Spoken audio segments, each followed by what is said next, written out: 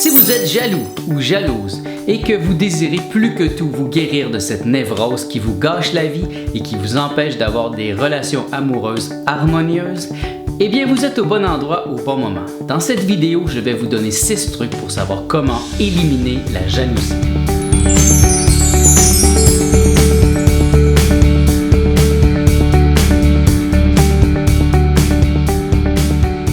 Bonjour à tous et à toutes. Ici Nicolas Lehoux. Bienvenue dans un nouvel épisode de l'univers jovial de Nicolas. Dans cet épisode, j'aimerais aborder tout spécialement le thème de la jalousie. En relisant l'Ancien Testament il y a quelques années, j'étais choqué par la dépiction du Dieu des Juifs, qui est un Dieu vengeur et un Dieu jaloux. Sachant cela, ce n'est pas dur de comprendre pourquoi aujourd'hui la jalousie prend une telle place dans notre société. Et je dirais même que c'est comme un cancer. C'est quelque chose qui nous gruge de l'intérieur et puis je propose qu'on s'en débarrasse. Ma philosophie au niveau de l'amour est une philosophie ouverte. Je crois au partnership amoureux ouvert qui est issu du jovialisme. Mon idéal, c'est d'avoir plusieurs partenaires et que mes partenaires aient aussi des amants et que ces amants soient mes amis. Ainsi, nous formons de cette manière une famille non traditionnelle dont les valeurs fondamentales sont basées sur le bonheur, la liberté, l'énergie et la conscience. Au cours des années, vous vous en doutez bien, il m'est arrivé des expériences complètement surréalistes en amour. Et ça, c'est dû au fait à la jalousie. La jalousie vient toujours s'imposer à un certain point et elle brise tout. Vous savez de quoi je parle présentement. Tout le monde a vécu ces situations, sauf que la majorité des gens l'acceptent. C'est un compromis qui finit par nous compromettre à long terme. Et moi, je n'ai jamais accepté ce compromis. Par contre, la jalousie fait partie de notre société et j'ai développé un système qui me permet le plus possible de l'éviter ou de l'atténuer. Donc, dans cette vidéo, laissez-moi vous donner 6 trucs pour atténuer au maximum la jalousie. Premier truc, 2 ans de probation. Ayant été brûlé plusieurs fois au jeu de l'amour, il m'a été nécessaire de créer un système efficace qui me permet maintenant de ne plus m'investir dans une relation avec une femme qui est maladivement jalouse. La première règle pour moi est d'attendre au moins 2 ans avant de considérer une femme comme ma compagne. Donc, durant ces 2 premières années, elle est un peu dans une période de test où je l'appelle mon ami.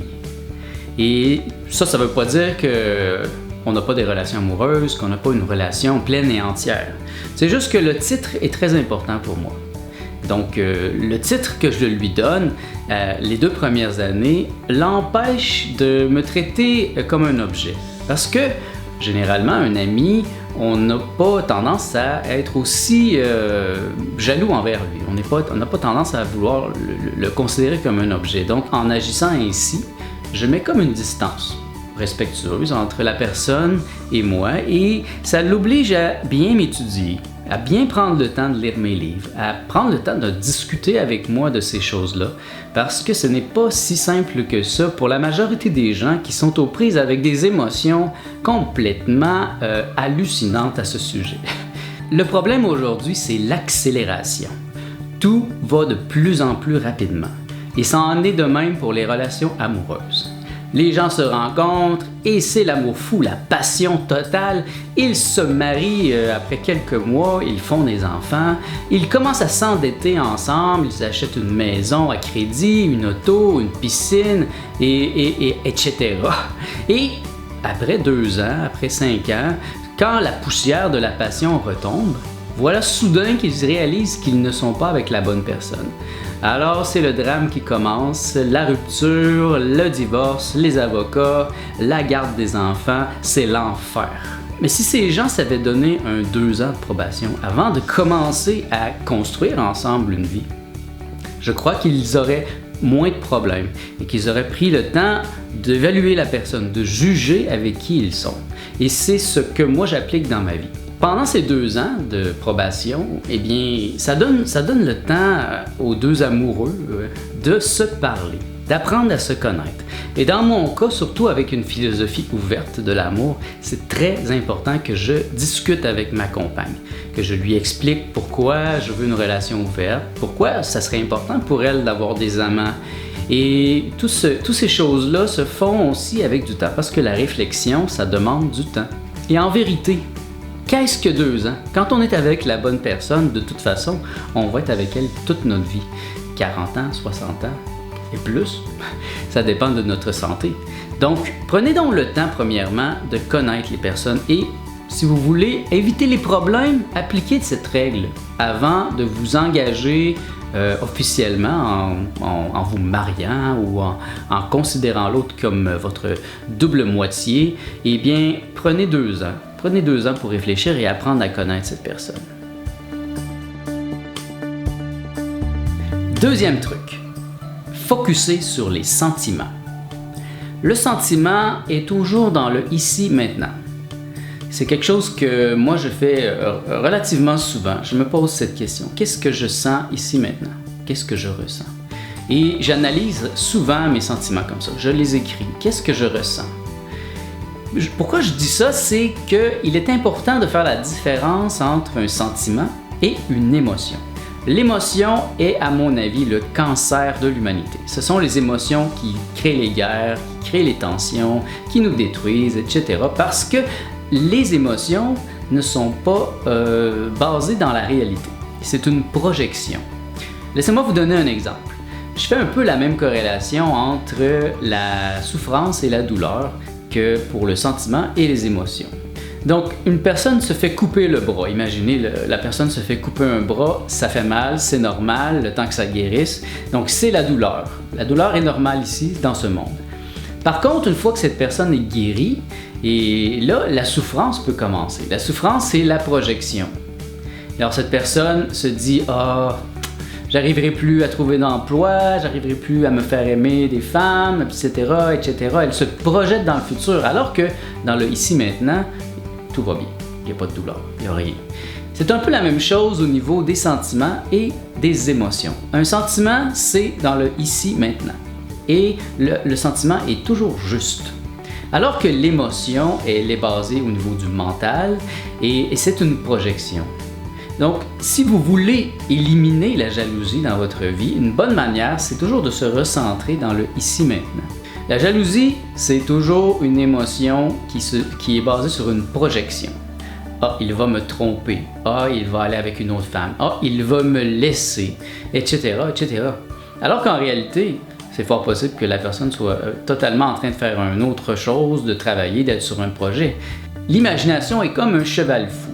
Et ce cheval fou peut être multiplié à cause des émotions. Donc, si vous cherchez à éliminer la jalousie de votre vie, premièrement, focussez sur le sentiment.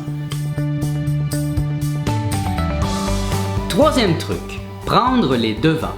Pourquoi ne pas présenter à votre partenaire un amant ou une maîtresse? Vous allez régler le problème assez rapidement en mettant une autre personne dans votre vie amoureuse. Ça va casser la jalousie. Il y a quelques années, j'étais dans une relation avec une femme et ça faisait plusieurs années que nous étions ensemble et à la fin, je voyais bien qu'elle commençait à souffrir du fait que je tombais amoureux de d'autres femmes et ça commençait à devenir pénible. Et par sa présence et par le fait qu'elle n'appuyait pas non plus ma pensée à ce sujet, qu'elle ne désirait pas réellement avoir une relation ouverte, ça m'empêchait de vraiment trouver des gens avec qui j'aurais pu développer des relations à long terme. Et j'étais bloqué et je me suis vraiment interrogé, qu'est-ce que je devais faire? Et là, la solution est venue. Présente-lui un amant. Il y avait justement un homme dans notre vie à ce moment-là qui, à mon avis, était complètement fait pour elle. Il faisait penser à son frère et il y avait quelque chose qui fonctionnait entre les deux. Et je lui ai donc dit à cette femme, tu devrais peut-être aller voir cet homme. Et je lui ai donné ma bénédiction. Et c'est ce qu'elle a fait. Elle est allée le voir et après 6 années, ils sont encore ensemble et leur relation va très très bien. Ça l'a peut-être mis fin à notre relation à ce moment-là, mais ça l'a au moins ouvert le canal, ça nous a libérés et on est restés amis. Encore aujourd'hui, cette personne est très importante et même son compagnon, c'est un de mes meilleurs amis. D'ailleurs, cette femme, c'est elle qui a fait le documentaire sur le partnership amoureux ouvert que vous pouvez trouver sur cette chaîne. Donc, elle est encore là, bien présente, et elle a gardé cet amour pour moi et ce respect parce qu'elle a compris que je voulais son bien. Et ça m'a permis, moi, de pouvoir aller plus loin. Et maintenant, quand je rencontre une nouvelle partenaire, c'est pas long avant que je lui propose de rencontrer d'autres hommes. Parce que je sais que c'est un bel éteignoir de jalousie. Si l'autre femme a un homme, elle va être moins encline à être jalouse. Et c'est la même chose pour un homme. Pour les femmes, vous pouvez présenter une maîtresse à votre homme et ça va régler beaucoup de problèmes. Parce que déjà, il va avoir cette énergie de partage, de générosité. Ce qui n'est pas le cas généralement. Dernièrement, ma compagne a eu une courte relation avec un jeune Italien de 10 ans de moins qu'elle et elle aurait pu ne pas m'en parler parce que ça s'est passé la nuit et puis je dormais de toute façon. Mais le lendemain, elle m'en a tout de suite parlé et ça lui a fait du bien. Ça lui a fait du bien de comprendre que même des hommes plus jeunes qu'elle la désiraient encore. Et en vérité, c'est moi qui ai été gagnant. Parce qu'elle s'est sentie appuyée, elle a senti qu'elle pouvait avoir des expériences et elle est revenue vers moi encore plus amoureuse et encore plus présente. Je crois que le gros problème dans les couples aujourd'hui, c'est l'ennui. C'est normal d'avoir envie de d'autres personnes, c'est normal de vouloir faire l'amour avec d'autres personnes. Et si on empêche nos partenaires de faire ça, eh bien on les tue. C'est une manière très cruelle de tuer les gens à petit feu. Et ce n'est pas comme ça que moi je désire vivre. Donc si vous voulez éliminer la jalousie, eh bien éliminez dès que possible la cause. La cause est ce désir inassouvi de vouloir avoir d'autres expériences. Et puis si vous laissez votre partenaire avoir des expériences, il va revenir vers vous, il va vous aimer encore plus parce qu'il va sentir que vous le laissez libre, que vous lui faites confiance. Et cela me fait penser justement à la phrase de Nietzsche qui dit que le poison qui tue les faibles renforce les forts. Donc soyez forts, mes amis. Osez présenter un amant ou une maîtresse à votre partenaire. Et vous allez voir, ça va enlever la majorité de la jalousie, si ce n'est pas toute la jalousie.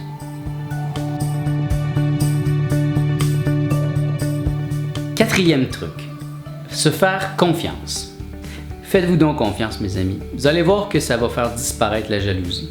Parce qu'en vérité, la jalousie est toujours une carence au niveau de la confiance en soi. Regardez pourquoi vous êtes jaloux.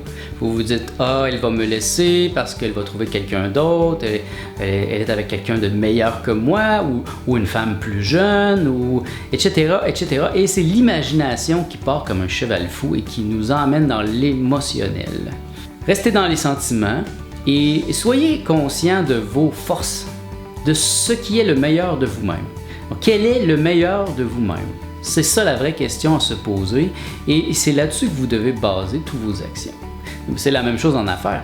En affaires, il est suggéré de trouver sa niche et d'y exceller.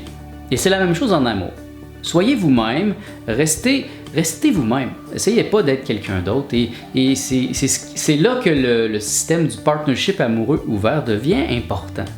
Moi, je ne veux pas être tout pour mes compagnes. Je veux être moi-même, je veux être le meilleur de moi-même, mais c'est possible qu'elle ait le goût d'essayer autre chose et ça, c'est totalement normal. Mais je sais que certaines qualités que j'ai me sont propres et qu'elle ne va les trouver nulle part.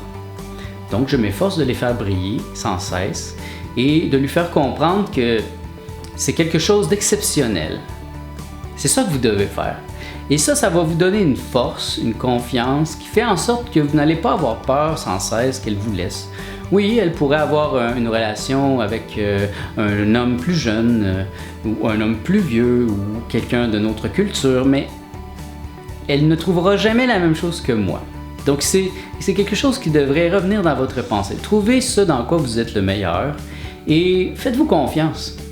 Ça va éliminer la jalousie. Et s'il y a un problème, eh bien vous allez être capable de le régler dans les sentiments, dans l'énergétique.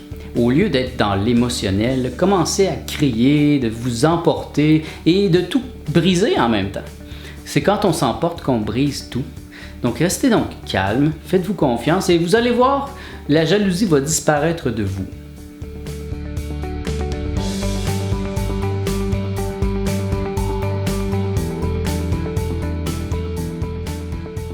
5e truc, être généreux envers soi-même. Cela implique d'assouvir ses désirs à mesure qu'ils viennent à nous. Ne laissez pas les autres vous dire quoi faire, ne laissez pas les autres vous régenter. Et dans le monde de jalousie dans lequel on vit, si vous laissez 1 centimètre à votre partenaire, c'est sûr qu'il va prendre 5 pieds. Apprenez à vous donner des expériences. Si vous avez le désir de rencontrer d'autres partenaires, eh bien faites-le. Ne demandez pas la permission. Ne soyez pas ce petit enfant qui est incapable de prendre ses propres décisions. Donnez-vous ce que vous désirez. Et comme ça, par la loi d'attraction, vous allez attirer des gens qui sont généreux. Vous connaissez certainement un paquet de gens qui vont s'empresser de donner leur carte de crédit pour envoyer de l'argent en Afrique ou quand ils voient un sans-abri, ils se mettent à pleurer, ils vont leur donner de la nourriture. Mais quand vient le temps de partager leur partenaire, oh non, ne touche pas à ça. Et ça, pour moi, ça me semble une générosité à sens unique. Et c'est facile de donner dans l'abstrait, mais est-ce que vous êtes capable de donner aux autres la possibilité d'avoir des expériences? Et donc, si vous ne voulez pas de jalousie dans votre vie, il faut vous appliquer à vous donner généreusement tout ce que vous désirez. Ainsi, vous allez attirer à vous des gens qui vous ressemblent. Parce que si vous êtes jaloux, c'est sûr que vous allez attirer des gens jaloux ou des gens totalement dominés. Mais un ou l'autre, pour moi, ne semble pas vraiment intéressant à long terme. Donc, être généreux envers moi-même, c'est m'appliquer à assouvir mes désirs et à ne pas demander la permission aux autres. Les femmes que j'ai mis présentement dans ma vie sont assez matures pour comprendre que je les aime et que je désire vivre avec eux, mais que c'est important pour moi d'avoir des expériences et aussi de voir plusieurs relations parallèles pour me garder actif au niveau de la créativité. Se donner généreusement et le faire pour de vrai, eh bien, c'est vivre dans l'abondance. Et lorsqu'on vit dans l'abondance, eh bien, c'est facile de donner, c'est facile de recevoir. Et les gens jaloux ont beaucoup de difficultés à rester autour de vous parce que vous êtes généreux et vous leur montrez, vous leur enseignez d'une certaine manière à ne plus avoir cette peur de perdre, cette peur d'être pauvre. Donc, soyez riches. Soyez généreux envers vous-même et la jalousie va avoir beaucoup de difficultés à subsister dans un tel environnement.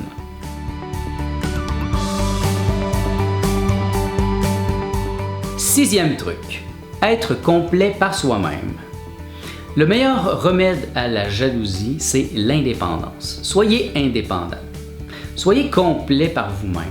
Arrêtez de chercher l'âme sœur, arrêtez de chercher la flamme jumelle, parce que si la personne qui est dans votre vie est un complément, eh bien ça veut dire que vous êtes une moitié. Et ce n'est pas beaucoup. Moi, je préfère être plein. La plénitude, ça c'est très important. Être plein. Cherchez sans cesse à être plein. Et quand vous allez mettre des gens dans votre vie, eh bien ce seront des suppléments. Moi, j'avertis beaucoup les gens autour de moi et surtout mes compagnes qu'elles ne seront jamais un complément. Elles sont par exemple un supplément. Un supplément, c'est comme un bonus. C'est quelque chose qui n'est pas nécessaire, mais qu'on peut vraiment apprécier, dont on peut jouir. Et c'est important. Soyez indépendant. Moi, j'ai eu une longue relation avec une femme et ça a été difficile de rencontrer d'autres femmes parce que je n'étais pas indépendant financièrement. J'étais indépendant à tous les autres niveaux, mais financièrement, je ne travaillais pas, j'avais pas beaucoup d'argent. Et cela faisait que souvent, je prenais des décisions sur la peur. La peur de me faire mettre à la rue, de ne pas être capable de trouver un autre appartement, etc. Donc, quand j'ai terminé cette relation avec cette femme, je me suis bien juré de ne jamais plus être dépendant financièrement de quelqu'un. Et maintenant, je suis indépendant financièrement. Je n'ai pas besoin de ma compagne pour payer mon appartement. Elle est ici parce que ça me fait plaisir et parce que je la désire. Et c'est non pas un besoin, mais un désir. Et c'est ça la différence. Il ne faut pas aller vers les autres par besoin. Si vous avez besoin d'avoir une compagne, besoin de s'accompagner, eh bien vous êtes malade. Alors que si vous allez par désir, désirer la personne, c'est très différent d'en avoir besoin. Et si vous êtes dans une situation où vous avez besoin de cette personne, c'est fort possible que la jalousie s'immisce. Parce que l'autre personne, elle va sentir qu'elle a du pouvoir, elle va commencer à vous considérer comme un objet, comme une possession. Et vous ne serez pas capable de la remettre à sa place. Vous ne serez pas capable de lui expliquer que vous n'êtes pas un objet. Moi, je suis capable de faire ça parce que je suis maintenant indépendant à tous les niveaux. Je suis complet. Et ça, c'est important. Si vous voulez éliminer la jalousie de votre vie, soyez complet par vous-même. N'attendez pas des autres qu'ils vous complètent.